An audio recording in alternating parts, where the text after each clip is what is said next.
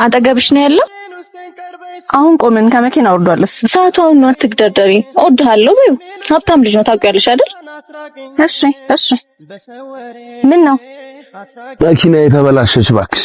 ታዲያ ለምንድን ነው ልብስህን የምትወስደው? ቀለል ያለች ብልሽት ስለሆነች ራሴ ላስተካክለው።